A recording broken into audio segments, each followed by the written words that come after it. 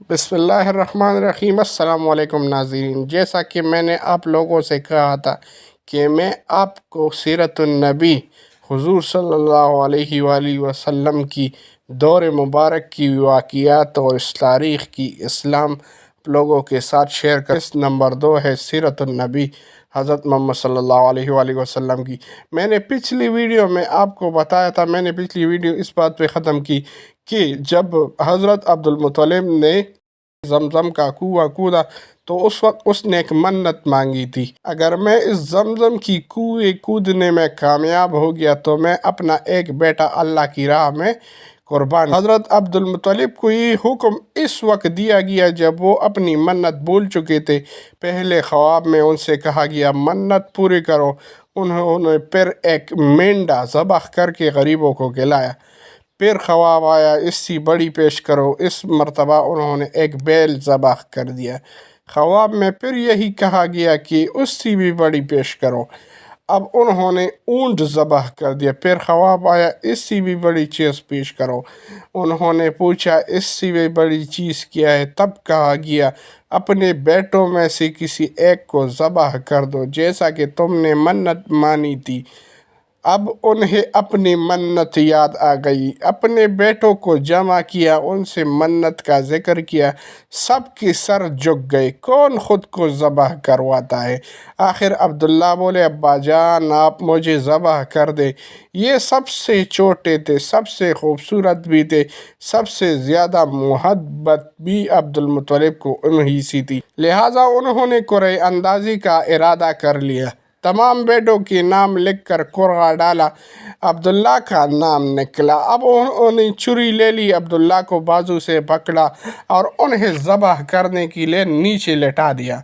जुन ही बाप ने बेटे को लिटाया, अब्बास रज़ियल्लाहु ताला अन्हु से ज़ब्त ना हो सका, फ़ौरन आगे बढ़े और भाई को खींच लिया। इस वक्त ये ख़ुद भी छोटे से थे। इधर बाप ने अब्दुल्ला को खींचा। इस खींचा तानी में अब्दुल्ला के चेहरे पर खराशी भी आई। उन खराशों की निशानात मरते दम तक बाकी रही उनकी चेहरे पर। इसी दौरान बनी मखज़ूम के लोग आ गए और उन्होंने कहा आप इस तरह बेटे को ज़बह न करें। अपने रब को राज़ी करने के लिए बेटे का फ़िदिया दे दे। अब सवाल ये था कि फ़िदिया दिया जाए।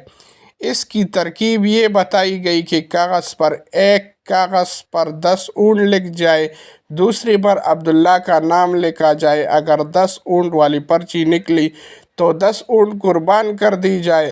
अगर अब्दुल्ला वाली पर्ची निकली तो 10 ऊँट में इजाफ़ा कर दिया जाए। फिर 20 ऊँट वाली पर्ची और अब्दुल्ला की पर्ची।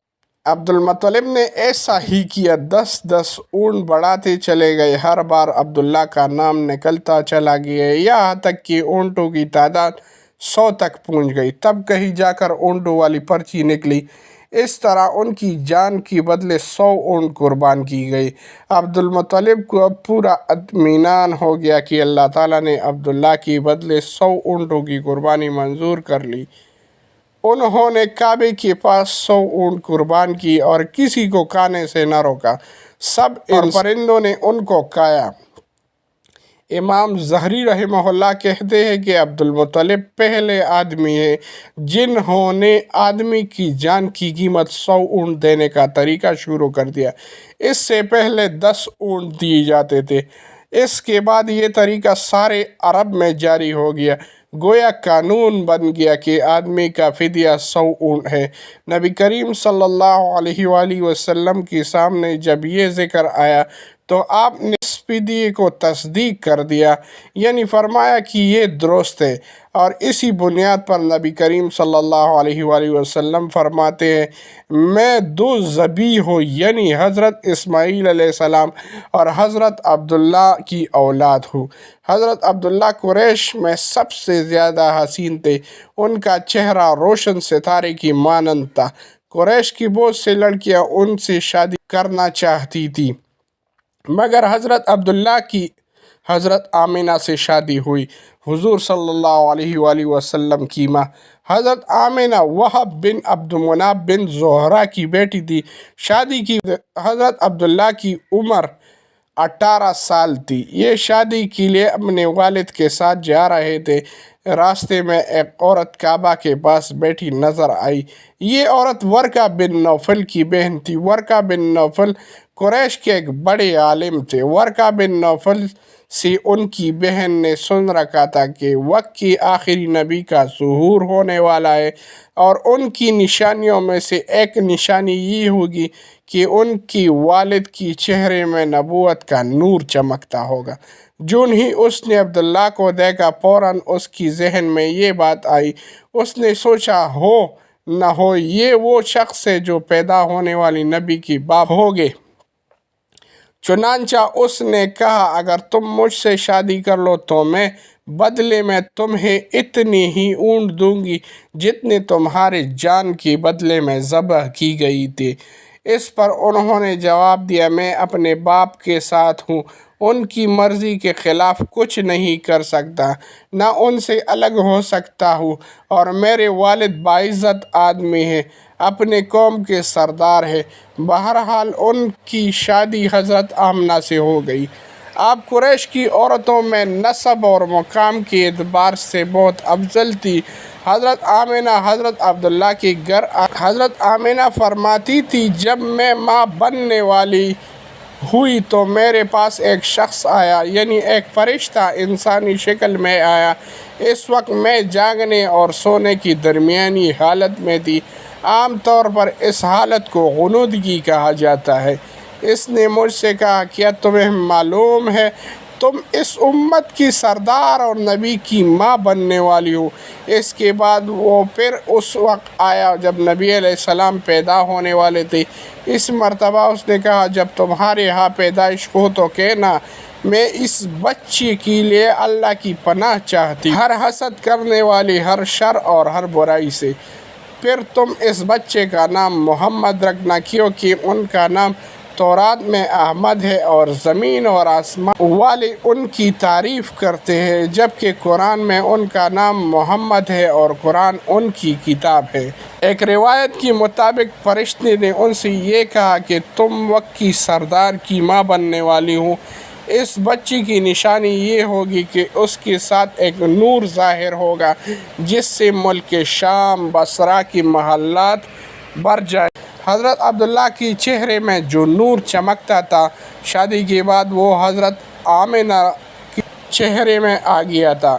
امام ظاہری رحمہ اللہ کہتے ہیں حاکم نے یہ روایت بیان کی ہے کہ اس کو صحیح قرار دیا ہے کہ صحابہ رضی اللہ تعالیٰ عنہ حضور نبی کریم صلی اللہ علیہ وآلہ وسلم سے عرض کیا اے اللہ کے رسول ہمیں اپنے بارے میں کچھ بتائے۔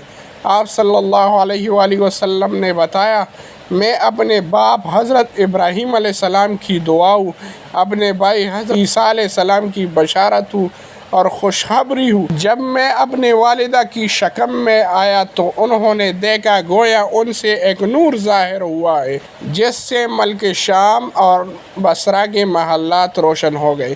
حضرت آمنہ نے حضرت حلیمہ سعدیہ سے فرمایا تھا میرے اس بچے کی شان نرالی ہے، یہ میرے پیٹ میں تھے تو مجھ سے کوئی بوجھ اور تکن محسوس نہ ہوئی۔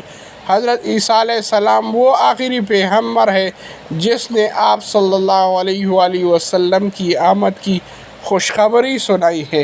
اس بشارت کا ذکر قرآن موجود ہے۔ سورۃ صف میں اللہ تعالیٰ فرماتے ہیں اور اسی طرح وہ وقت بھی قابل ذکر ہے جب حضرت عیسیٰ علیہ السلام ابن مریم علیہ السلام نے فرمایا کہ اے بنی اسرائیل میں تمہارا کا بھیجا ہوا آیا ہوں کہ مجھ سے پہلے جو تورات آ چکے میں اس کی تصدیق کرنے والا ہوں، اور میرے بعد جو ایک رسول آنے والے ہیں ان کی نام احمد میں ان کی بشارت دینے والا ہوں۔ آپ چونکہ حضرت عیسیٰ علیہ السلام یہ بشارت سنا چکی تھی، دور کے لوگ آپ صلی اللہ علیہ وآلہ وسلم کی آمد کا بے چینی سے انتظار کر رہے تھے۔ ادھر آپ کی پیدائش سے پہلے حضرت عبداللہ انتقال کر گئے۔ سابقہ کتب میں آپ کی نبوت کی ایک علامت یہ بھی بتائی گئی کہ آپ کے والد کا انتقال آپ کی ولادت سے پہلے ہو جائے گا۔ حضرت عبداللہ ایک تجارتی قافلے کے ساتھ تجارت کے لیے گئے تھے، اسی دوران بیمار ہو گئے اور کمزور ہو کر واپس لوٹے۔ काफिला मदीना मुनव्वरा से गुजरा तो हज़रत अब्दुल्ला अपनी नलियान यानी बनु नज्जार की यहाँ ठहरे। उनकी वालिदा बनु नज्जार सीधी 1 माह तक बीमार रहे और इंतकाल कर गए। उन्हें यहाँ दफन कर दिया गया। तिजारती काफिला जब हज़रत अब्दुल्ला की बग़ैर मक्का मुकर्रमा पहुँचा और अब्दुल मुत्तलिब को पता चला कि उनके बेटे अब्दुल्ला बीमार हो गए हैं और मदीना मुनव्वरा में अपनी ननियाल में है, तो उन्हें लाने के लिए हज़रत अब्दुल मुत्तलिब ने अपने बेटे ज़ुबैर को भेजा। जब ये वहाँ पहुँचे तो अब्दुल्ला इंतकाल हो चुका था। मतलब ये कि आप सल्लल्लाहु अलैहि वसल्लम दुनिया में अपने वालिद की वफ़ात की चंद माह बाद तशरीफ़ ले आए। दोस्तों, ये थी दूसरी किस्त मैंने आप लोगों के साथ शेयर की। इस वीडियो को अपने दोस्तों के साथ ज़रूर शेयर करना और इंशाअल्लाह नेक्स्ट केस में हम माही नबूवत की तुलूक़ का ज़िक्र करेंगे। इंशाअल्लाह तीसरी किस्त हमारी यही होगी और मैं इंशाअल्लाह सब्र और इस्तिक़ामत के साथ आपको ये पूरा तारीख़ इस्लाम बताऊँगा इंशाअल्लाह।